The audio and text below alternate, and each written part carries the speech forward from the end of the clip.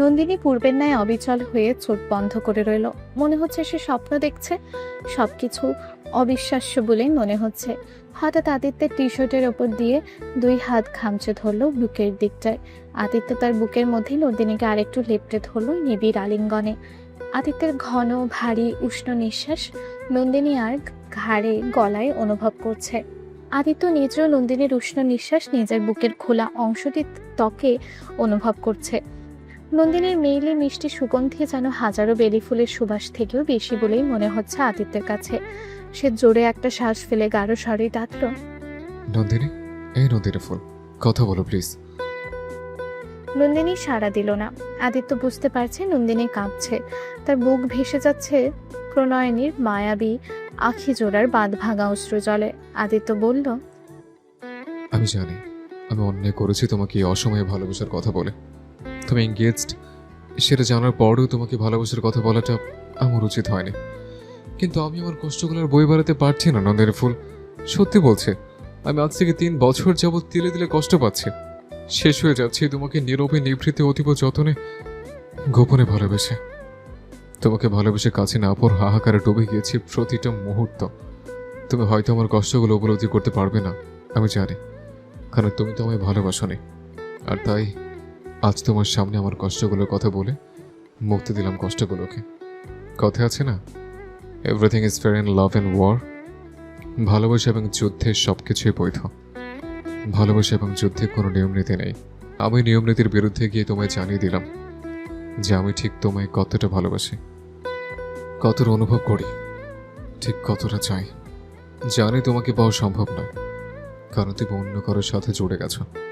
আমার ফিলিংসের প্রায়োরিটিও হয়তো তোমার কাছে নেই। তাতে কি, আমি তোমায় আমার সেন্টিমেন্টগুলো ব্যক্ত করতে পেরেছি, এই অনেক। এটাই স্বস্তি। বলেই শ্বাস ফেলল। নন্দিনী ধীরে ধীরে ভারী শ্বাস ফেলতে লাগলো। আদিত্যের বুকের বাপাসটায় হৃদস্পন্দন ফার্স্ট চলছে।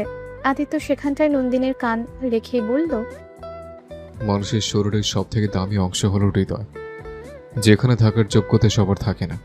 এই দেখো, সে হৃদয় শুধু তোমার জন্য স্পন্দিত হচ্ছে। তোমাকে ভালোবাসার কথা জানাচ্ছে নন্দিনী ফুল, তুমি শুনতে পাচ্ছ? নন্দিনী নিরুত্তর।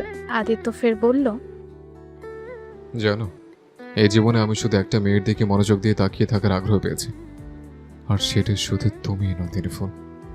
এই যে এতগুলো বছর তোমাকে ভালোবেসে দূরে থেকেছে, জানো আমি কতটা কষ্ট পেয়েছি। তোমাকে এক পলক দেখা ছাড়া থাকতে কতটা কষ্ট হয়েছে। চোখ বন্ধ করলে তোমার মায়াবী মুখটা ভেসে উঠত। তখন নিজেকে নিয়ন্ত্রণে রাখা কঠিন ছিল। মানুষ প্রেমের বিষ জেনে শুনে নাকি পান করে, তারপর সে একটা ভুলের মাসুল দিতে দিতেই বাকিরা জীবন পার হয়ে যায় তাদের। আর মনে একবার ভাঙতে শুরু করলে আগের মতো আর গোছালো হয়ে ওঠে না। আমি তোমার জন্য এই বয়সে ভেঙে চুরে চূর্ণ বিচূর্ণ হয়ে গেছি নন্দিনী ফুল। আমার মনটাও যে নদী ভাঙার মতো শুধু ভাঙতেই আছে। গড়ের মতো আশার আলো দেখছি না, কারণ তুমি যে আমার ভাগ্যে নেই। তাই দুজনকে খুব কাছাকাছি দেখতেই রায়হানের বুক চিনচিন করে উঠল। একটা দীর্ঘশ্বাস ফেলল সে। ওদের দিকে দৃষ্টি রেখে হেসে উঠেই বলল, আদিত্য ফার্স্ট হয়ে গেছে, এবার আমার কি হবে অদিতি ফুল? অদিতি চোখ পাকিয়ে বলল, অদিতি ফুল মানে? আদিত্যের নন্দিনী ফুল হলে তুমি আমার অদিতি ফুল। অদিতির গাল জোড়া রাঙা হয়ে গেল। আপনি সত্যি শেমলেস মিস্টার রায়হান। পুরুষদেরকে শেমলেস না হলে ছেঁকা খেতে হয় আদিত্য ফুল। আমি ছেঁকা খেয়ে বেকা হয়ে দেবদাস হতে চাই না। আমি খুব সচেতন মানুষ, একজন ডক্টর বলে কথা। ফাল্গুনী বলে উঠল, আজ একটা মনের মানুষ নেই বলে কারো ফাল্গুনি ফুল হতে পারলাম না।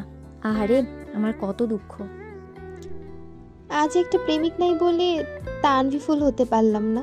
আহারে, আমার কত আফসোস। তুমি হচ্ছে ওর ঋতু, তোমাকে ফুল বলে ডাকবে কেন হবু শালিকা? তো অদিতি তো ফুল নয়, তাহলে তাকে কেন ফুল বলে ডাকছেন হবু দুলা ভাই? মনের ফুলই বড় ফুল, বুঝছো হবু শালিকা? ফাল্গুনি ফুল ও মনের ফুল, বুঝেছেন হবু দুলা ভাই? সবার এত এত কথার মাঝে তানভি বলল, সব ঋতুর ফুলের ভিড়ে আমি একটা অসহায় অনাহুত নামহীন মিসকিন। কেউ কয়েকটা ফুলের নাম ধরে দেবে আমায় প্লিজ। একটা ভালোবাসার মানুষ পেলে পরে ফিরিয়ে দেব। প্রমিস। তানভীর কথায় সবাই হেসে উঠল। রায়হান বলল, কি অদিতিপুল, ওরা সবাই তো ফার্স্ট। মেহরাব হয়তো ফারাকে প্রপোজ করতে গেছে। আমি বেচারা সারা জীবন সিঙ্গেল থেকে এখন থার্ড হলে কেমন দেখায় বলো তো? আসো না, প্রপোজটা সেরে ফেলি, প্রেম শুরু করি। ফাল্গুনী বলল, না, এই হতে পারে না। নিন, জলদি প্রপোজ করে ফেলুন দুলাভাই। বলেই কয়েকটা বুনো ফুল ধরিয়ে দিল রায়হানের হাতে। অদিতি বলল, ফাল্গুনি, তুই থামবি? আর আপনি চুপ করবেন? লাজ লজ্জা তো সব খেয়ে বসে আছেন। এত লজ্জা থাকলে তোমাকে আর বিয়ে করা হবে না। আমরা দুজন 5 হালি সন্তানের পিতা মাতাও হতে পারবো না অদিতিপুল। তাই আমার সকল লাজ লজ্জাকে জলাঞ্জলি দিয়ে কাফন পরিয়ে দাফন করে ফেলেছি। ঠিক করেছি না? আপনার মাথা। বলেই অদিতি লজ্জায় অন্যদিকে ঘুরে দাঁড়ালো। ফের বলল, আপনাকে অনেক ভদ্র সভ্য মানুষ ভেবেছিলাম, কিন্তু আপনি নাম্বার 1 অভদ্র, শেমলেস। আমি তোমার অভদ্র প্রেমিক হতে চাই অদিতিপুল। একটু মনের কোণে এই অভদ্র বান্দাকে জায়গা দিবে? বাপ রে, সব থেকে ফার্স্ট! কোথায় পায় এত ফিলিংস? আমার কপালটাই খারাপ। কেউ আজ পর্যন্ত ফাল্গুনি ফুল বলে ডাকলো না। কেউ তার 10 হালি বাচ্চার মাতা হওয়ার জন্যও প্রপোজ করলো না। So sad. আহ অবশালিকা, এত দুঃখ করছো কেন?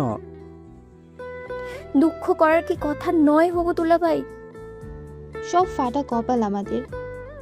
হ্যাঁ রে, কি অদিতিপুল, আমার হবশালিকা আর তোমার হবনন্দিনীকে সাক্ষী রেখে এই বুনো ফুলগুলো দিয়ে তোমাকে প্রপোজ করি। তুমি অ্যাকসেপ্ট করো কেমন? অদিতি হেঁটে অন্যদিকে চলে গেল। রায়হান হতাশ হয়ে বলল, দেখো হবশালিকা, তোমার বোনের কত দাম। চৌধুরী বাড়ির মেয়ে বলে কথা, দাম তো হবেই। সেই জন্যই তো এখন আমাকে পস্তাতে হচ্ছে। কেন যে অতিথি ফুলের প্রেমে পড়লাম? এর চাইতে নিম ফুলের প্রেমে পড়লে আরো ভালো হতো। রায়হানের কথা বলার ঢং দেখে অদিতি আড়ালে মুখ চেপে হেসে ফেলল। অন্যদিকে আদিত্য নন্দিনীকে জড়িয়ে রাখতে দেখে ফাল্গুনী বলল, কয়েকটা পিকচার তোলা দরকার, পরে কাজে দেবে। রায়হান অবাক হয়ে বলল, কেন হবশালিকা? কেন আবার? নন্দিনীকে ব্ল্যাকমেল করব? কেন? কারণ একটা আছে, তবে ওকে বলবো। কি রে নন্দিনী, তুই কি জীবিত আছিস নাকি পটল তুলেছিস? তারপর বলবো, তুই না বললি আমার বডি বিল্ডার ভাই তার বউকে জড়িয়ে ধরলে দম আটকে মরে যাবে? এখন তোর অভিজ্ঞতা কেমন হলো? ওরা চারজনেই হেসে উঠল শুনে। ফাল্গুনী সত্যি সত্যি কয়েকটা পিকচার তুলে নিল। নন্দিনী হাত পা ছেড়ে পড়ে যেতে নিল। আদিত্য ধরে ফেলল। তা দেখে রায়হান সহ বাকি সবাই এগিয়ে এলো। তানভি বলল, পটল তুলেনি, তবে মনে হচ্ছে বেচারি ভয়ে সেন্স হারিয়েছে ফাল্গুনি। সেটাই তো মনে হচ্ছে। যাক, নন্দিনীর কথা তাহলে কিছুটা ফলে গেল। বেচারি আগেই বোধহয় ইমাজিন করেছে। হতে পারে। রায়হান আদিত্যকে বলল, এনি প্রবলেম? সেন্সলেস হয়ে পড়েছে। আচমকা সারপ্রাইজ নিতে পারেনি। নন্দিনীর চাপা কষ্টের কাছে নিঃশ্বাস বন্ধ হয়ে যাওয়া যন্ত্রণাটাও হার মানল, যার ফলস্বরূপ সে সেন্সলেস হয়ে পড়েছে। রায়হান নন্দিনীর পালস চেক করে নাকে হাত দিয়েই বলল, শ্বাস প্রশ্বাস একদম কম চলছে। অদিতি বলল, জলদি দ্রুত হসপিটালে নিয়ে চলো, একটু পরে শ্বাসকষ্ট শুরু হবে। রায়হান বিরক্ত হয়ে বলল, হসপিটাল ছাড়া আর কোনো কথা নেই? সত্যি সত্যি এর কিছুক্ষণ পর নন্দিনীর শ্বাসকষ্ট শুরু হলো। আদিত্য বিচলিত হয়ে বলল, এখন কি করবি রায়হান? রায়হান হাত চেক করতে দেখলো ঠান্ডা হয়ে আছে। ওদের বলল, তোমরা ওর হাত পাগুলো ঘষে গরম করো। সেন্স ফিরলে আর কোনো সমস্যা নেই। নন্দিনীর শ্বাস প্রায় বন্ধ হয়ে গেল। শ্বাসের জন্য বুকের হাঁপড় দ্রুত ওঠানামা করছে। আদিত্য ঘাবড়ে গিয়ে বলল, কবে থেকে শ্বাসকষ্ট শুরু হয়েছে অদিতি? আগে তো ছিল না। সবাই আদিত্যের দিকে সন্দেহের দৃষ্টিতে তাকালো। আদিত্য বলল, আমার দিকে তাকিয়ে থাকলে কোনো লাভ হবে? অদিতি বলল, হ্যাঁ, আগেও শ্বাসকষ্ট ছিল না ভাইয়া, কিন্তু তুমি যেদিন আমেরিকায় চলে গেছো সেদিন থেকেই শুরু হয়েছে। এই জন্য হসপিটালে অ্যাডমিট ছিল অনেকদিন। আদিত্য আর কিছুই বলল না। হঠাৎ বলল, ওর ইনহেলারের নাম কেউ জানিস? রায়হান বলল, ইনহেলারের নামটা জানলে আমি কোন ফার্মেসি থেকে নিয়ে আসতাম। অদিতি বলল, ফাল্গুনি, তোকে না তখন ইনহেলার নিতে বলেছি। ওর ব্যাগে আছে কিনা চেক করে দেখতো। আমি তখন ওর বাসায় খুঁজছিলাম, পাইনি। আদিত্য রেগে গিয়ে বলল, একটা অসুস্থ মানুষকে বাইরে আনবি ভালো কথা, ইনহেলারটা কি তোরা মনে করে আনবি না? এসব রোগীদের সবসময় কেয়ার করতে হয়, যেখানে যাক না কেন সঙ্গে ইনহেলারটা রাখা মাস্ট, কারণ বিপদের তো হাত পা নেই। অদিতি দ্রুত নন্দিনীর ব্যাগ চেক করতে মোবাইল বেরিয়ে এলো। ওয়াসিফ সামনে কল দিচ্ছে, কিন্তু ফোন সাইলেন্ট। আদিত্যের চোখ পড়তেই অদিতি ফাল্গুনিকে বলল, ওয়াসিফ খবিশটা কল দিচ্ছে, এখন কি হবে? ফাল্গুনি কিছু বলার পূর্বেই আদিত্য দাঁত মুখ খিচে ফোনটা অফ করে রেখে দিল। ইনহেলারটা পেতেই আদিত্য নন্দিনীর মুখ খোলার চেষ্টা করলো, কিন্তু নন্দিনী দাঁত মুখ খিঁচিয়ে রেখেছে। আদিত্য কৌশলে কোনো মতে হাঁ করে 3বার ইনহেলার পুশ করতে নন্দিনী নড়ে চড়ে উঠল। সবার দেখে যেন প্রাণ ফিরে এলো। এর কিছুক্ষণ পর নন্দিনীকে নড়াচড়া করতে দেখে রায়হান বলল, তোমরা কেউ ওকে এখন কোনো প্রকার প্রশ্ন করো না, সবাই স্বাভাবিক থাকো। কিছুক্ষণ পর নন্দিনী আস্তে আস্তে চোখ মেলতেই প্রথমে আদিত্যকে চিন্তিত মুখে দেখল। চোখ ঘোরাতেই একে একে সবাইকে তার পাশে দেখে হঠাৎ বসার চেষ্টা করতেই আদিত্য গাছের গুড়ির উপর বসিয়ে দিল। রায়হান বলল, Rajnandini, are you okay? Nandini মাথা ধরে বলল, কি হয়েছিল আমার? অদিতি বলল, সেন্স হারিয়েছিস, এত রাগ মানুষ করে? নন্দিনীর হঠাৎ মনে পড়ল রাগের জন্য নয়, আদিত্য তাকে জড়িয়ে ধরে প্রপোজ করে, তখন ওইসব বলার পরেই সে সেন্স হারিয়েছে। আদিত্যের দিকে চোখ পড়তেই কেমন যেন অস্বস্তি লাগছে, আবার খুব লজ্জাও লাগছে। আদিত্য উঠে অন্যদিকে ঘুরে দাঁড়ালো। রায়হান বলল, চলো সবাই বাসায় ফিরি, আজ সারাদিন শপিং মলে পার হয়েছে। এত কেনাকাটা মেয়েরা করতে পারে, বাবারে বাবা। গাড়ির কাছে আসতে নন্দিনী বলল, আমি উবার ডেকে নিয়েছি। রায়হান বলল, একটু আগে অসুস্থ হয়ে পড়েছিল, পথে আবার দুর্ঘটনা ঘটতে পারে, জলদি গাড়িতে ওঠো, আদিত্য আমাদেরকে পৌঁছে দেবে। বলেই সামনের ডোর খুলে দিল। আবারও মানুষটার সাথে বসতে হবে ভেবে নন্দিনী দোনমনো করলো। রায়হান ইশারা করলো বসতে, নন্দিনী মলিন মুখে বসলো। আদিত্য একবারের জন্য নন্দিনীর দিকে তাকায়নি, তার কেমন যেন কষ্ট হচ্ছে বুকে। নন্দিনী কি সব ভুলে গেল? এত স্বাভাবিক দেখাচ্ছে কেন? মনে হচ্ছে কিছুই শোনেনি, কিছুই হয়নি, সব স্বাভাবিক। আদিত্য চল শক্ত করে গাড়ি স্টার্ট দিল। দ্রুত বেগে গাড়ি ছুটেলো বাসার দিকে। প্রায় কিছুটা পথ অতিক্রম হতেই হঠাৎ অদিতি চেঁচিয়ে উঠে বলল, আরে আরে ভাইয়া থামো। আদিত্য সজোরে ব্রেক কষে বলল, ঘন্টার মতো চেঁচাচ্ছিস কেন? ভাইয়া নন্দিনীর জন্য চুড়ি কিনতে ভুলে গেলাম। তোদের জন্য নিয়েছিস? হ্যাঁ। ধমকে উঠল আদিত্য। তোরটা নিলি না কেন? ও চুড়ির মাপ জানা নেই ভাইয়া, ওকে যখন খুঁজলাম তখন দেখি শপিং মলে নেই, তাই নিতে পারিনি। এখন কি করব? তুমি বরং নন্দিনীকে শপিংয়ে নিয়ে যাও, ওর পছন্দ মতো চুড়ি কিনে আনো, আমরা বরং ততক্ষণে এখানে ওয়েট করি। এজন্যই মহিলাদের সাথে শপিং আসতে নেই। দুনিয়ার এক কাতে শপিং করে বলবে হয়নি, মাঝপথে এসে বলবে আরো বাকি রয়েছে। নন্দিনী বলল, সমস্যা নেই, আমার চুড়ি লাগবে না, আগেরগুলোই না হয় পরে নিব, আর না হয় কাল আম্মুর সাথে এসে কিনে নিব। আদিত্যকে বলল, আপনি গাড়ি স্টার্ট করুন, লেট হলে আমার আব্বু আম্মু টেনশন করবে। অদিতি রেগে উঠে বলল, নন্দিনী তুই সবসময় বাচ্চার মতো জেদ করিস কেন? সবাই নতুন নতুন পড়বে আর তুই আগেরগুলো পড়বি কেন? নন্দিনীর বলতে মন চাইল, আমি তো তোদের হাতের মাপ জানি, আর তোরা আমার হাতের মাপ জানিস না? কি হাস্যকর না? শোন, আমি সবার জন্য ম্যাচিং করে 5 জোড়া কাকড় আর 5 জোড়া মান্তাসা নিয়েছিলাম। তোর ভাই তার ফিয়ন্সের জন্য সব নিয়ে গিয়ে এখন আমায় প্রপোজ করে, ব্যাপারটা অদ্ভুত না? কিন্তু বলল না। অদিতি বলল, ভাইয়ের সাথে গিয়ে তাড়াতাড়ি নিয়ে আয় যা, পরে তো আর আশা হবে না। আদিত্যের সাথে যাওয়ার কথা শুনে নন্দিনী দাঁত চাপলো। তার ইচ্ছে নেই এই মানুষটার সাথে যেতে। একটু আগে কত কাহিনী করলো, এখন আবার বলবে আমার ফিয়ন্সের জন্য কয়েক ডজন চুড়ি পছন্দ করে দিন।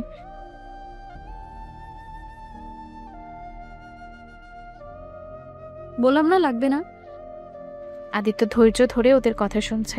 নন্দিনী ভাবলো আদিত্য হয়তো ওকে ধমক দেবে, ভেবেই আদিত্যের দিকে তাকাতে আদিত্যের ধূসর বনিতে দৃষ্টি আটকে গেল। আদিত্য অবহেলিতভাবে দৃষ্টি সরিয়ে নিল।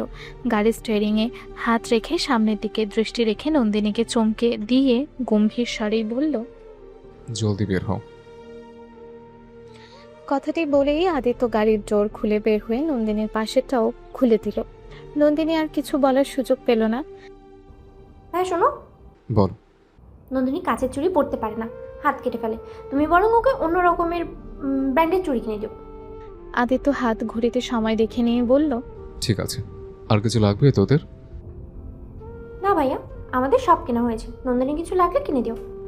ওকে, তোরা বস, বেশিক্ষণ লাগবে না, 10 মিনিটের মধ্যে আসছি। ভাইয়া শোনো, আবার কি? বলছিলাম কি, আসার সময় নন্দিনীর জন্য বড় সাইজের একটা ফিডার কিনে আনিও। ও সারাক্ষণ ছাগলের মতো ম্যাঁ ম্যাঁ করে। নন্দিনী দাঁত চাপল। অদিতি মুখ চেপে হাসলো। ওরা যেতেই রায়হান বলল, অদিতি ফুল, তোমার আর দুষ্টুমি কমলো না? অদিতি রহস্যময় হাসি দিল। ফাল্গুনী বলল, নন্দিনীর জন্য তো চুড়ি কিনেছিস, মিথ্যে বলি কেন? স্পেশাল কোয়ালিটির, টাইম দেওয়ার জন্য। তানভি বলল। বাহ, দারুণ বুদ্ধি তো। রায়হান বলল, হবু শালিকা, তুমিও আমাদের এইরকম সুযোগ করে দিও কেমন, যাতে আমি অদিতি ফুলের সাথে কোয়ালিটির টাইম পাস করতে পারি। ঘুষ দিতে হবে হবুদুল্লা ভাই। দেব, সমস্যা নেই, আমার আত্মা বড়। বলো, ঘুষ হিসেবে কি চাও? একটা বয়ফ্রেন্ড যে আমাকে আদিত্য ভাইয়া আর আপনার মতো ফাল্গুনি ফুল বলে ডাকবে। তানভি দীর্ঘশ্বাস ফেলেই বলল, আহা, আজ একটা হবু দুলাভাই নেই বলে কারো ফুল হওয়ার আবদার করে ঘুষ হিসেবে বয়ফ্রেন্ড চাইতে পারলাম না। ব্যর্থ জীবন। তানভীর কথায় রায়হান হেসে ফাল্গুনীকে বলল, আরও আগে বলো নাই কেন হবু শালিকা? নয়তো কি করতেন আপনি হবুদুল্লা ভাই? একটা ছিল, কিন্তু তোমার বোন ফারা তো নিয়ে গেল। আর তো নাই, সবার সিট বুকড হয়ে গেছে। না থাকলে আমিও আপনাদেরকে কোনো স্পেশাল কোয়ালিটি টাইম পাসের সুযোগ দেব না, বরং কড়া নজরদারি করব। আপনারও আর প্রেম করা হবে না, সারা জীবন সিঙ্গেলই থাকবেন। শালিকা, এত নিষ্ঠুর হইও না, বয়স বেড়ে গেছে, এবার সিঙ্গেল হওয়ার সুযোগ দাও। অদিতি বিরক্ত হয়ে বলল, আপনি বসে বসে বকবক করছেন কেন মিস্টার অভদ্র? তো কি করবো অদিতি ফুল? এই মিস্টার হাবাগোবা, সারাক্ষণ অদিতি ফুল করবেন না। আমার নাম আমি জানি। মুখ বন্ধ করে গাড়ি ড্রাইভ করেন জলদি। কেন হবু বউ? অদিতি চোখ গরম করে বলল, ওরা উবার ডেকে নিক, আমরা বরং চলে যাই, তাহলে ওরা টাইম পাস করতে সুবিধা হবে ওদের। ওকে হবু ঘরোয়ালি। অদিতি চোখ রাঙালো। কিছু বললেও মানুষটা শোনে না, ঠোঁট কাটা স্বভাবের, বরং আরো বেশি করে। রায়হান অদিতির দিকে এক পলক তাকিয়ে গাড়ি স্টার্ট দিয়ে একটা রেস্তোরাঁয় চলে গেল। ওখানে ঢুকে সবাই নিজেদের পছন্দ মতো অর্ডার করলো। রায়হান আদিত্যকে ফোন করে বলল, আদিত্য, বল। আমরা রেস্তোরাঁয়, তুই বরং শপিং শেষে নন্দিনীকে নিয়ে লাঞ্চ করে নিস, আর আমরা লাঞ্চ শেষে বাসায় ফিরবো। আচ্ছা। শোন, হ্যাঁ, উবার ডেকে নিস। ওকে। চুরির দোকানের সামনে দাঁড়িয়ে আছে নন্দিনী আর আদিত্য। নন্দিনী চুড়িগুলোর দিকে মুগ্ধ দৃষ্টিতে তাকিয়ে রয়েছে। আদিত্য জীবনে এই প্রথম মা বোন ছাড়া তৃতীয় কোনো নারীর জন্য শপিংয়ে এলো। সে স্থির হয়ে প্যান্টের পকেটে এক হাত ঢুকিয়ে দাঁড়িয়ে রইল। নন্দিনী অনেকক্ষণ যাবৎ চুড়ি পছন্দ করার চেষ্টা করলেও সে তার মন মতো কোনো চুড়ি পছন্দ করতে পারল না। কোনটা রেখে সে কোনটা নেবে সেটাই বুঝতে পারছে না। আদিত্য বলল, পছন্দ করতে পারছো না? আসলে এই সবগুলো চুড়ি সুন্দর, কোনটা রেখে কোনটা নেব সিলেক্ট করতে পারছি না। আদিত্য চুড়িগুলো নেড়ে চেড়ে দেখল। 1 ডজন সোনালী রঙের চুড়ি পছন্দ হতেই নন্দিনীকে বলল, এগুলো পরে দেখো ঠিক আছে কিনা। নন্দিনী পড়তে নিলে দোকানে নিজেই পাকনামি করে চুড়ির প্যাক খুলে নন্দিনীর হাতে পরাতে নিতেই নন্দিনী কোঁকিয়ে উঠল। আদিত্য চট করে তাকাতেই দেখল লোকটি জোর করে চুড়ি পরানোর চেষ্টা করছে। নন্দিনী দাঁত মুখ খিঁচিয়ে রেখেছে। আদিত্য সঙ্গে সঙ্গে হাত টেনে নিতেই দেখল চামড়া ছিলে রক্ত বের হচ্ছে। আদিত্য পূর্ব থেকে জানে নন্দিনীর স্কিন পাতলা এবং সফট, একটু কিছুতেই দাগ পড়ে যায় কিংবা ব্যথা পায়। নন্দিনীর হাতে ফু দিতে লাগলো, নিশ্চয়ই জ্বলছে। আদিত্য হাত ছেড়ে দিয়ে হঠাৎ চোয়াল শক্ত করে আকস্মিক লোকটার কলার চেপে ধরে বলল, কি করলি এটা? লোকটা ঘাবড়ে গিয়ে বলল, ওনাকে পরিয়ে চুড়ির সাইজ ঠিক কিনা সেটা দেখার চেষ্টা করছিলাম স্যার। এইভাবে চুরি পরে সবাইকে? আসলেই সারি স্যার। স্টুপিড, কোনো কথাই নয়। বলেই আরো জোরে শক্ত করে চেপে ধরল শার্টের কলার। লোকটি ব্যথা পেয়ে আর্তনাদ করতেই হঠাৎ শপের আসল মালিক এসেই বলল, সরি স্যার, ও নতুন কর্মচারী বুঝতে পারেনি। বুঝতে পারেনি তাই না? নাকি মেয়ে দেখলে চুকচুক করার স্বভাব? রাস্কেল একটা। বলেই ধাক্কা মারল। কর্মচারীটি নিচে গিয়ে আছড়ে পড়ল। আদিত্যর এমন রূপ দেখতেই নন্দিনী ঘাবড়ে গেল। মালিকটি বলল, স্যার, আপনি রাগ হবেন না, বিষয়টি আমি দেখছি। সরি বলতে বলুন। কর্মচারী উঠে এসে নন্দিনীকে বলল, সরি ম্যাম, মাফ করবেন। আদিত্য যাওয়ার সময় শাসিয়ে বলল, নতুন কর্মচারী দেখে মাফ করে দিলাম, নয়তো হাত ভেঙে গলায় ঝুলিয়ে রাখতাম। বলেই অন্য শপে চলে গেল। ব্যথায় নিশ্চয়ই হাত জ্বলছে মেয়েটার, কিন্তু ভয়ে কিছুই বলছে না। আদিত্যর মগজ টকবক করছে। নন্দিনী বুঝতে পারল কিছুটা, তাই চুপচাপ আদিত্যকে ফলো করলো। আদিত্য দ্রুত চুড়ি পছন্দ করে এইবার সে নিজ হাতে আস্তে আস্তে সাবধানে পরিয়ে দিল। এইবার আর নন্দিনী ব্যথা পেল না। সাইজ ঠিকঠাক মতো হওয়ায় আদিত্য 4 ডজন কুন্দন চুড়ি নিয়ে দোকানিকে বলল, এগুলো 2 ডজন করে দ্রুত প্যাক করে দিন। চুরির ঝামেলা শেষ করে আদিত্য চুরির সাথে মিলিয়ে কুন্দন এবং পার্লের নেকলেস সেট এছাড়াও 3 কালারের পাকিস্তানি পেন্ডেন্ট সেট ও কিনে নিল নন্দিনীর জন্য। এরপর শপিং মল থেকে বের হয়ে দ্রুত ফার্মেসিতে গিয়ে নন্দিনীর ছিলে যাওয়া স্থানে নিজের হাতে কাটা ছেঁড়ার অয়েন্টমেন্ট লাগিয়ে 1 টাইম ব্যান্ডেজ করে দিল। আদিত্যের ছোট ছোট এই কেয়ারগুলো নন্দিনীর ভীষণ ভালো লাগে এবং তার কাছে বিশাল বলেই মনে হয়। তাই তো 3 বছর পূর্বে অনিচ্ছা সত্ত্বেও অজান্তেই মন দিয়ে বসেছিল অভিমানী, রাগী এবং তাকে বারবার ভুল বোঝা মানুষটাকে। আদিত্য নন্দিনীর হাত ধরে রোড পার হয়ে একটি রেস্তোরাঁয় ঢুকলো। নন্দিনীর পছন্দের ডিশগুলো জেনে অর্ডার করে তারা দুজন একসাথে লাঞ্চ করে কফি পান করলো। আসার সময় নন্দিনীর জন্য স্পেশাল কিছু স্ন্যাক্স পার্সেল করে নিল। নন্দিনীও তার বাবার পছন্দের কিছু স্ন্যাক্স সে নিজের টাকায় পার্সেল করে নিল। আদিত্য দেখলেও কিছু বলল না, নন্দিনীও আর কিছু নিয়ে বাড়াবাড়ি করলো না।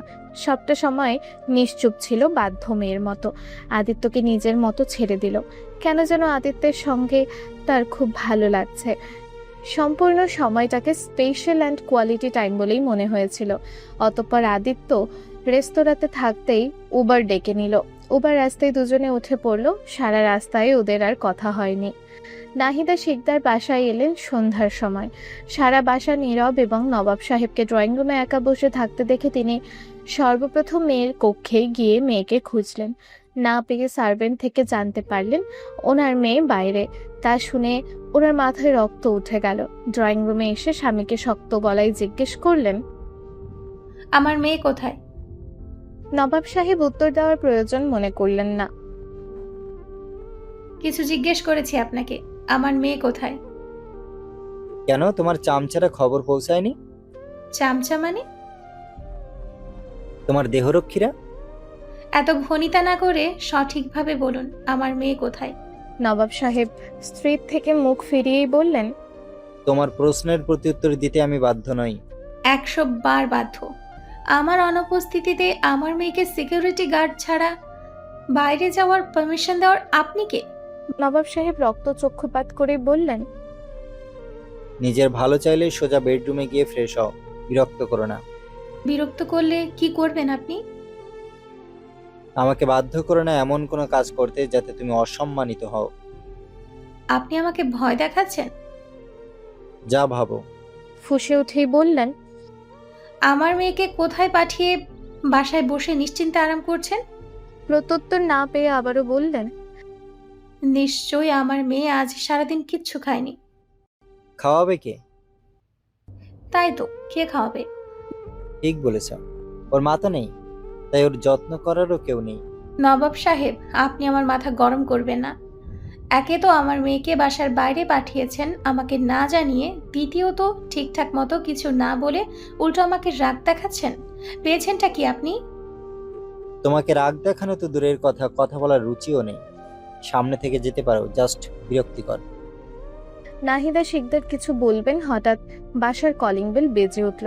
তিনি ভাবলেন মেয়ে এসেছে, তাই সার্ভেন্টের অপেক্ষা না করে রেগেমেজে নিজেই ডোর খুলতেই হঠাৎ উপাস থেকে বলে উঠল, ফুপিমণি, সারপ্রাইজ। এই মুহূর্তে ওয়াসিফকে দেখতেই নাহিদা শিকদার প্রচন্ড অবাক হলেন। খুশি হয়ে বললেন, আমার বাবা যে, কখন এসেছো বাংলাদেশ?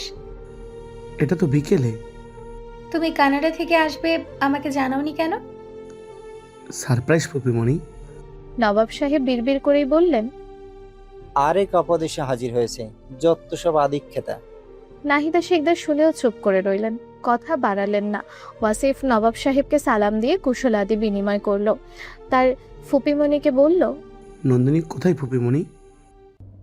এই তো আছে। ওকে কলে পাচ্ছি না যে, ডাকো ডাকে। আরে বাবা, সবে এসেছো, একটু রেস্ট করো, জুস কিংবা কফি খাও, তারপর না হয় আলাপ করবে। বলেই সার্ভেন্টকে নাস্তা আনতে বলে নন্দিনীকে কল দিতে লাগলেন, কিন্তু বারবার সুইচ অফ পেলেন।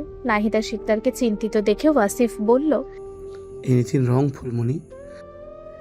না না, ও কিছু না, মেয়েটা আমার একটু বাইরে গেছে শপিং করতে, এই তো এসে পড়বে। বলেই নবাব সাহেবের দিকে রাগী দৃষ্টি নিক্ষেপ করলেন। নবাব সাহেব পাত্তা দিলেন না, তিনি মেয়ের জন্য চিন্তা করছেন। সন্ধ্যা হয়ে গেছে অথচ মেয়ে ফিরছে না, ফোনও বন্ধ। তিনি সামনের ব্যালকনিতে এসে দাঁড়ালেন। নাহিদা শিকদার ওয়াসিফকে বলল, বাবা তুমি ফ্রেশ হয়ে নাও, এই তো আমার মেয়েটা এসেই পড়বে। ঠিক আছে ফুলমণি। বলেই ওয়াসিফ ফ্রেশ হতে চলে গেল। নাহিদা শিকদার ব্যালকনিতে এসে স্বামীর পাশাপাশি দাঁড়ালেন, দাঁতে দাঁত চেপেই বললেন, আমার মেয়ের কিছু হলে আপনাকে ছাড়বো না নবাব সাহেব। আমার মেয়েকে নিয়ে গেম খেলার জন্য আপনাকে আমি কি করব আমার নিজেরও জানা নেই। নবাব সাহেব গুরুত্ব দিলেন না। হঠাৎ একটি গাড়ি এসে থামলো মেইন গেটের সামনে। ওনারা উপর থেকে কৌতূহলী দৃষ্টিতে তাকালেন। নন্দিনীদের বাসার সামনে ওবার থামতেই নন্দিনী বের হতে নিলে আদিত্য নন্দিনীর দিকে না তাকিয়ে সামনের দিকে দৃষ্টি রেখে গম্ভীর স্বরেই বলল, শোনো। নন্দিনী হকচকিয়ে বলল, কিছু বলবেন আদিত্য? তোমায় কিছু বলেছিলাম। বলেই নন্দিনীর দিকে তাকালো। ধূসর মণিতে দৃষ্টির সন্ধি হতে নন্দিনী আমতা আমতা করেই বলল, পরে জানাবো। আদিত্য নন্দিনীর হাত ধরে একটানে নিজের কাছে নিয়ে এসে বলল, তোমার ভালোবাসা পাওয়া বড্ড কঠিন, কিন্তু অসম্ভব কিছু না। উত্তরটা যেন পজিটিভ হয়। কথাটা শুনতেই এক অদ্ভুত শিহরণ নন্দিনীর সুপ্ত হৃদয়ে দোল দিয়ে গেল, ভোরের নির্মল হাওয়ার মতো। নন্দিনীর শরীর কাঁপতে লাগলো। আদিত্য আর কিছু না বলে নন্দিনীর হাত ছেড়ে দিল। নন্দিনীকে সে সময় দিল, নিজে আগে নেমে নন্দিনীর পাশে ডোর খুলে দিল। বাসার সিকিউরিটি গার্ডকে ডেকে শপিং ব্যাগগুলো হাতে ধরিয়ে উপরে পাঠিয়ে দিল। আদিত্য নন্দিনীর পাশে এসে দাঁড়ালো। সবটাই ওনারা দুজন উপর থেকে পর্যবেক্ষণ করতে লাগলেন। আদিত্য কিছু না বলে শেষবারের মতো নন্দিনীর দিকে তাকালো।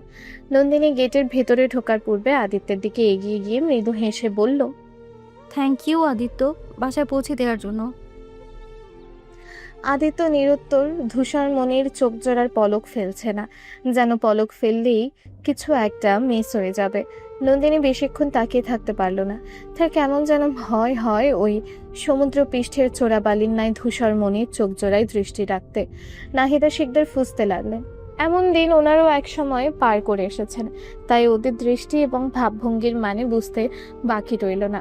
নন্দিনী অস্বস্তি কাটাতে হঠাৎ উপরের দিকে তাকালো, দেখলো ওর আব্বু আম্মু তাকিয়ে রয়েছে, নিশ্চয়ই টেনশন করছে ওর জন্য। নন্দিনী প্রাউড ফিল করলো, তার আব্বু আম্মু কত দুশ্চিন্তা করে তার জন্য। হেসে উঠে ওনাদের হাত নাড়িয়েই বলল, আব্বু আম্মু আমি চলে এসেছি, আর টেনশন করো না। আদিত্য নন্দিনীর বাবা মাকে দেখে রিয়াক্ট করলো না। সে ঠিক করেছে মহিলাকে আর পাত্তা দিবে না, বেশি বাড়াবাড়ি করলে একদম নন্দিনীকে তুলে নিয়ে বিয়ে করে ফেলবে, ব্যাস। এরপর দেখবে মহিলা কি করতে পারে। নন্দিনী খুশি মনে হাত নাড়িয়ে আদিত্যকে বলল, আব্বু আম্মু ওয়েট করছে, আমি আসি, বাই। নাহিদা শিকদার ফুসতে ফুসতে নবাব সাহেবকে চিবিয়ে চিবিয়ে বললেন, ও তার মানে আমার মেয়েকে এখন বাজে ছেলেদের পেছনে লেলিয়ে দিয়েছেন, তাই না? বাহ, মেয়েকে দিয়ে ভালো বিজনেস শুরু করেছেন দেখছি। নাহিদা,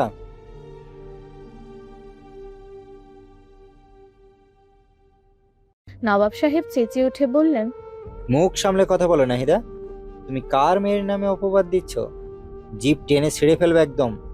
এতদিন তোমার সকল মেন্টালিটি টর্চার সহ্য করেছি বলে এর মানে এই নয় যে ক্যারেক্টার নিয়ে বললেও সহ্য করব।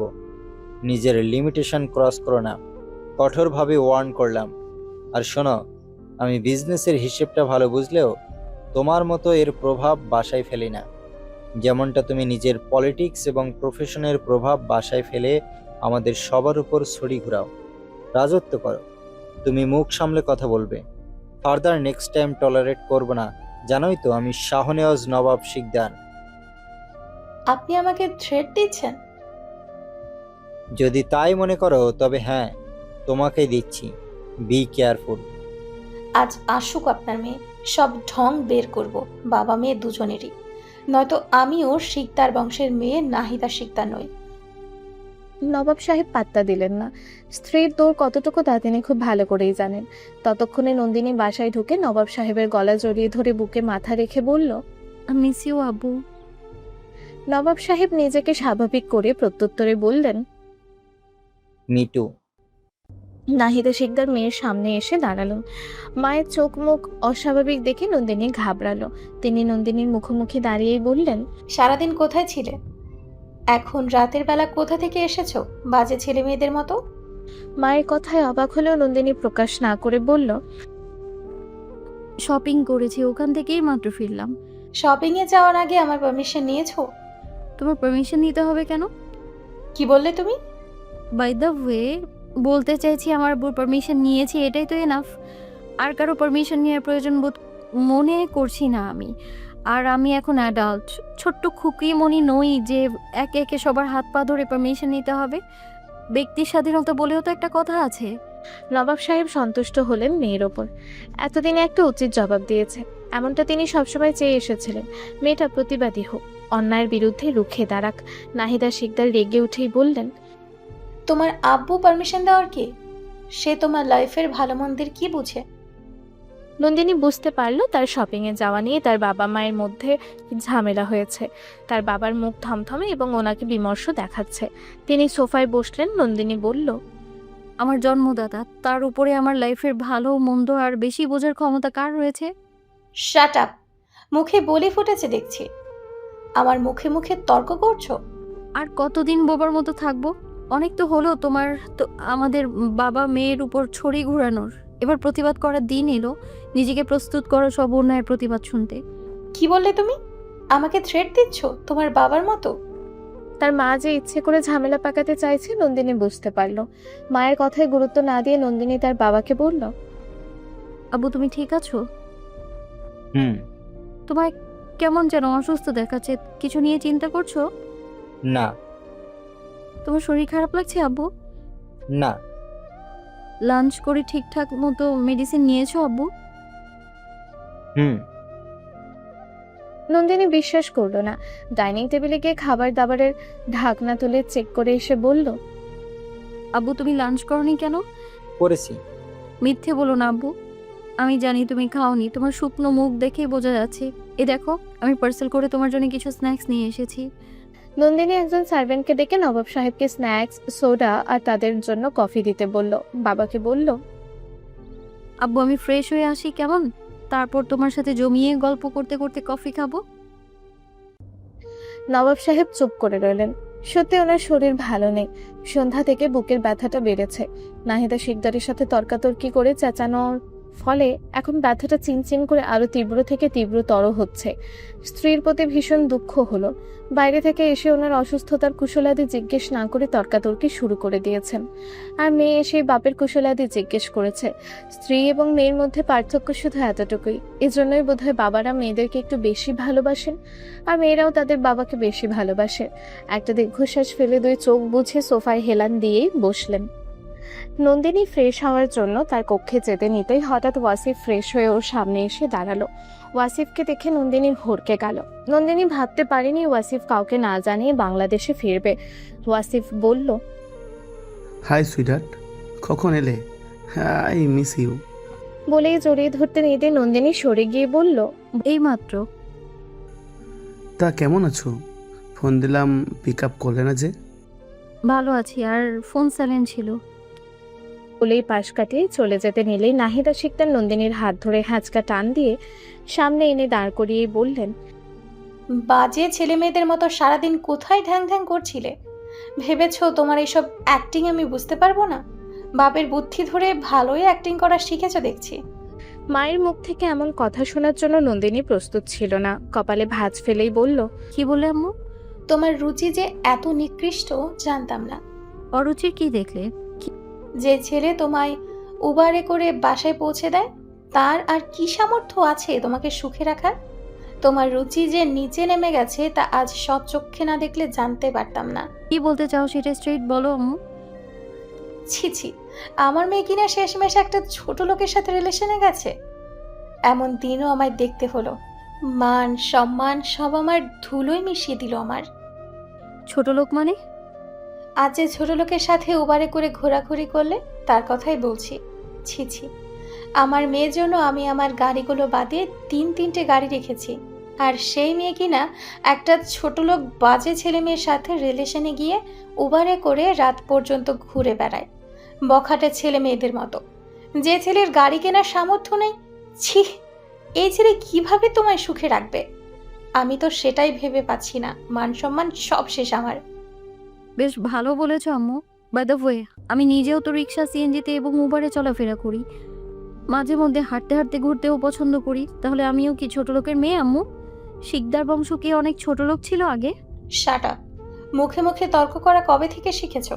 এই মাত্র। Shut up. তোমার বোঝা উচিত তুমি কার মেয়ে, তোমার বংশ কি, তোমার পরিচয় কি, তোমার মায়ের ক্ষমতা কি, তোমার বাবা মায়ের প্রফেশন কি, এবং তোমার বাবা মায়ের পরিবারের এবং তোমার বংশের স্ট্যাটাস কি।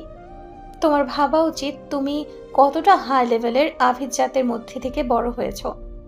তোমার আরও ভাবা উচিত ওয়াসিফের মতো বনেদি রিচ ফ্যামিলির সন্তানের সাথে রিলেশনে যাওয়া, আর সে তুমি কিনা একটা থার্ড ক্লাস টাইপের ছেলের সাথে ঘোরাঘুরি করছো, যে কিনা তোমাকে উবারে করে বাসায় পৌঁছে দেয়, যার নিজস্ব কোনো গাড়ি নেই। আচ্ছা, ঘোরাঘুরি পর্যন্ত সীমাবদ্ধ, নাকি তোমাদের মধ্যে আরও ডিপলি কোনো কিছু হয়েছে? বাই দ্য ওয়ে, ফিজিক্যাল পর্যন্ত গড়ায়নি তো? কতদিন থেকে এসব চলছে? বলেই নন্দিনীর ঠোঁট, গলা, হাত এবং নন্দিনীকে ঘুরিয়ে জামা কাপড়ের পেছনেও চেক করলেন। নন্দিনীর শরীরে পারফিউমের ঘ্রাণও চেক করলেন। নন্দিনী চুপ করে দাঁড়িয়ে রইল। আকস্মিক ফ্লোরে একটা ফুলদানি ছুঁড়ে মারল নন্দিনী। নাহিদা শিকদার চমকে উঠে চিৎকার করে বললেন, হাউ ডেয়ার ইউ! এই মেয়ে, তুমি রাগ দেখাচ্ছ কাকে? এইটুকু একটা মেয়ের সাহস কত? নন্দিনী রণচণ্ডীর রূপ ধারণ করে বলল, তুমি আমায় চেকিং করছো আম্মু? হ্যাঁ করেছি। কি হয়েছে এখন? তুমি আমার ডাউট করছো? করেছি তো। তুমি আমার ক্যারেক্টার নিয়ে ডাউট করছো? করেছি, আরও করব। আমার রাইট আছে। কেন করলে? তোমাকে এক্সপ্লেনেশন দিতে বাধ্য নই। আমি কারোর সাথে কিস করেছি, কাউকে হাক করেছি, আমি কারোর সাথে রুম ডেটে গিয়ে ইন্টিমেট হয়েছি, তাই তো? এই জন্য তুমি আমায় চেকিং করছো আম্মু? করতেও পারো, কারণ আজ একটু আগে যেটা দেখলাম, এরপর থেকে তোমার উপর আমার আর কোনো বিশ্বাস নেই। এছাড়াও বাপের কথায় অন্ধ হয়ে আমার বিরুদ্ধে গিয়ে আমার বিরোধী হয়ে তুমি বকে গেছো। তুমি এখন আবার আমার সাথে আনলিমিটেড বেয়াদবিও শুরু করেছো। How dare you! আমার সাথে একদম উচ্চস্বরে কথা বলবে না মেয়ে। তোমার গলার স্বর চিরদিনের জন্য বন্ধ করে দেব। চেনো আমাকে?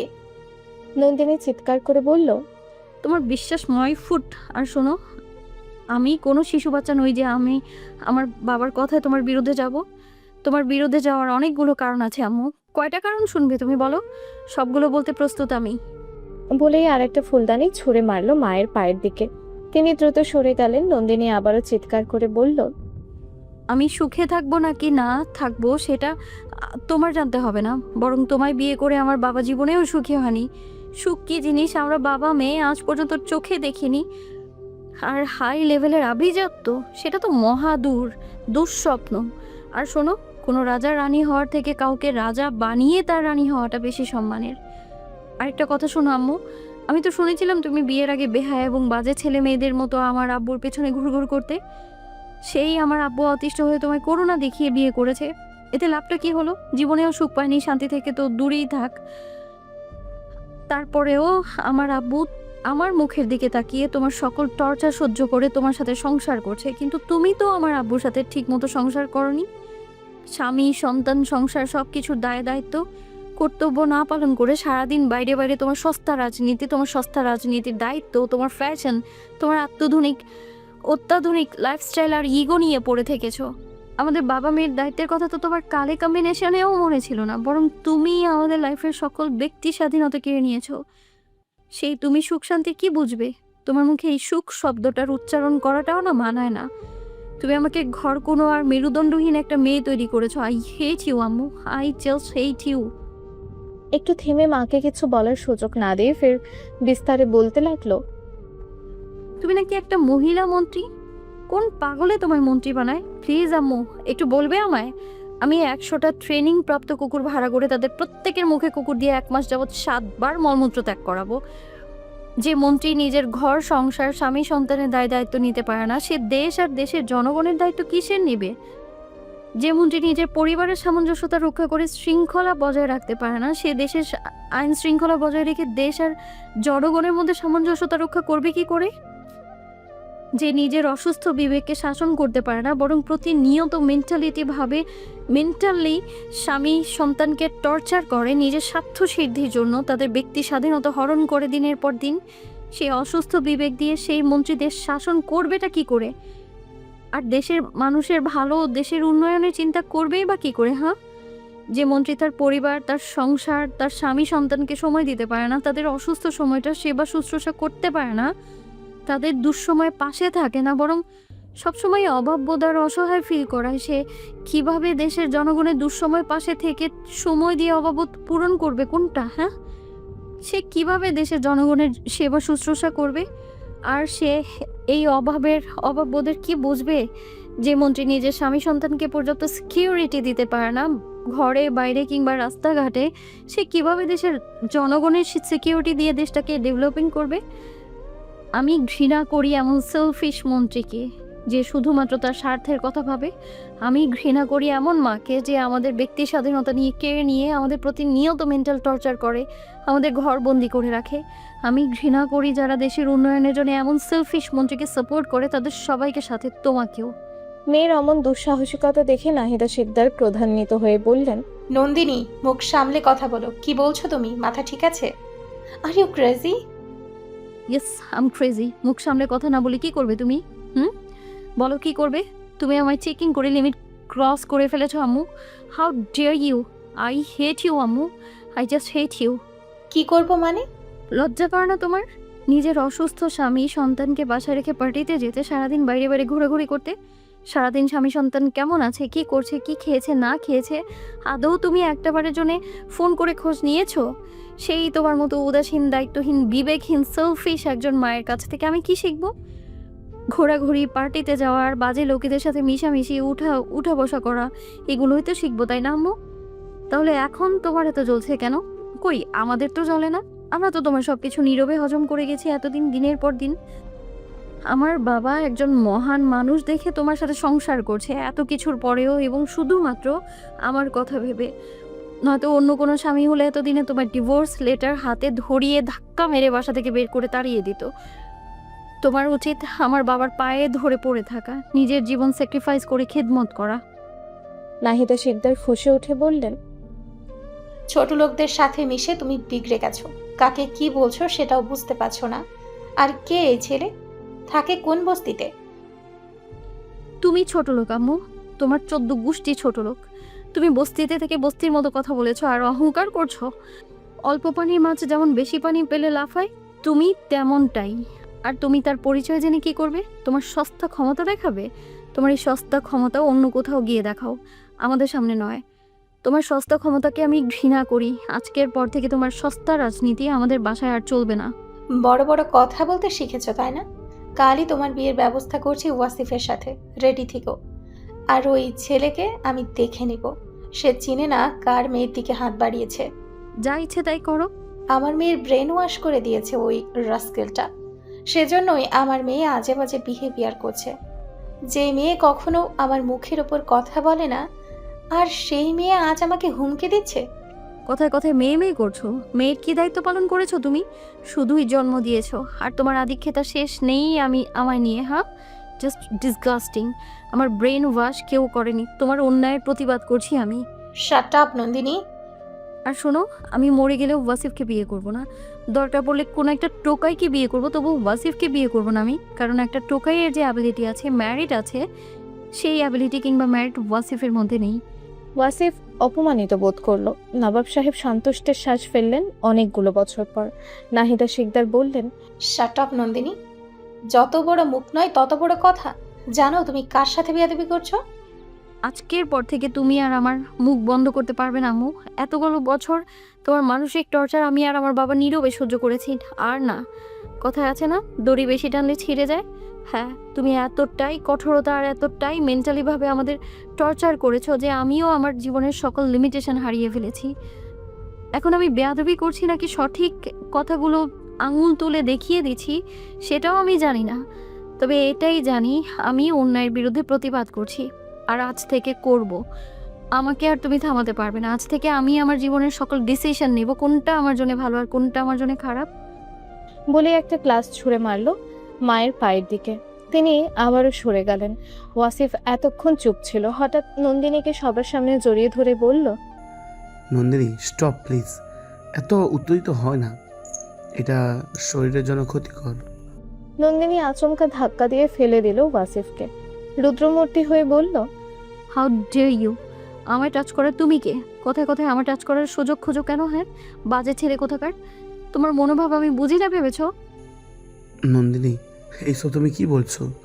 আমি তোমার ফিয়েন্সে, তুমি কি ভুলে গেলে? আর তোমাকে জড়িয়ে ধরা রাইট আমার আছে। ফিয়ন্সে মাই ফুট? কিসের ফিয়ন্সে? তোমার কোনো রাইট নেই আমায় টাচ করার। আর একবার আমায় টাচ করতে আসো তো খুন করবো আমি আজ তোমায়। শান্ত হও নন্দিনী। এই চুপ! আজকের পর থেকে তোমাকে যেন আমার চোখের সামনেও আর না দেখি। বেরিয়ে যাও আমার বাসা থেকে, বের হও বলছি, নয়তো সিকিউরিটি দিয়ে ধাক্কা মেরে বের করে দেবো। ওয়াসিফ ফের অপমানিত বোধ করে দাঁতে দাঁত চাপলো। মনে মনেই বলল, আজ রাতেই এই মেয়ের একটা ব্যবস্থা করে এর দিমাগ কমাবো। হ্যাঁ, এমন ব্যবস্থা করবো যে আমার পা ধরে কাঁদতে কাঁদতে বলবে, ওয়াসিফ প্লিজ আমাকে বিয়ে করো, নয়তো আমি এই মুখ কাউকে দেখাতে পারবো না। তুমি আমাকে বিয়ে না করলে আমি সুইসাইড করব। বলেই ক্রুরো হাসল। হঠাৎ কলিং বেল বেজে উঠল। সেই দিকে তাকিয়ে সবাই চুপ হয়ে গেল। নাহিদা শিকদার নিজেই ডোর খুলতেই হঠাৎ দুজন লোক বলল, এটা কি নন্দিনী শিকদার ম্যামের বাসা? হ্যাঁ, কেন? ওনা পার্সেল নিয়ে এসেছি। নন্দিনী নিজেই এগিয়ে গিয়ে বলল, ভেতরে নিয়ে আসুন, আর এগুলো আমার কক্ষে সেট আপ করে দিন। Okay ma'am. নন্দিনী তার হেল্পিং হ্যান্ড নোশাকে ডেকে বলল, নৌশা, এনাদেরকে আমার কক্ষে নিয়ে যাও। নোশা ডেলিভারি ম্যান সহ পার্সেলগুলো নন্দিনীর কক্ষে নিয়ে গেল। বাসায় লেট করে ফেরার কারণ নন্দিনী আর আদিত্য লাঞ্চ পরে উবারের জন্য যখন অপেক্ষা করছিল তখন উবার আসতে লেট দেখে নন্দিনী এদিক সেদিক তাকিয়ে অপেক্ষা করতেই হঠাৎ রেস্তোরাঁর পাশের একটি শপিং মলের গ্রাউন্ড ফ্লোরের দিকে চোখ চলে যায়। সেখানে নানা রকমের ওয়ালমার্ট, ফুলদানি, কর্নার সহ হরেক রকমের আর্টিফিশিয়াল ফ্লাওয়ার এবং টেডি বিয়ার কালেকশন ও ছিল, যেটা কাঁচের ভেতর দিয়ে বাইরে থেকে দেখা যাচ্ছিল। নন্দিনী নিজেই আদিত্যকে রিকোয়েস্ট করেছিল তার সাথে যাওয়ার জন্য। অতঃপর দুজনেই সেখানে গিয়ে বেছে বেছে প্রায় বেশ কয়েকটি ওয়ালমার্ট, দেশি বিদেশি, চীনা মাটির, পিতলের, কাঁসার, সিরামিক এবং কাঁচের ফুলদানি কিনল। সাথে কয়েকটা কর্নারও নিল আর্টিফিশিয়াল ফ্লাওয়ার দিয়ে রুম সাজিয়ে রাখার জন্য। ফুলদানি সাজিয়ে রাখার জন্য বেশ কয়েক রকমের আর্টিফিশিয়াল সূর্যমুখী, টিউলিপ, গোলাপ এবং লতানো কয়েক আইটেমের ফ্লাওয়ারও কিনল। বেডের ওপর সাজিয়ে রাখার জন্য বড় সাইজের দুটি টেডি বিয়ারও কিনল। সেজন্য নন্দিনীর বাসায় ফিরতে লেট হয়ে গেল। আর ডেলিভারি ম্যানরা ওই জিনিসগুলোই এখানে পার্সেল করে নিয়ে এসেছে বাসায়।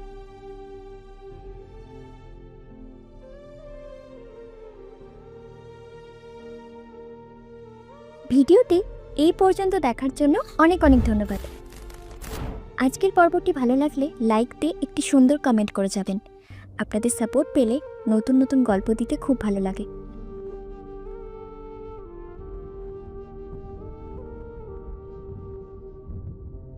ধন্যবাদ সবাইকে। ভালো থাকবেন, সুস্থ থাকবেন।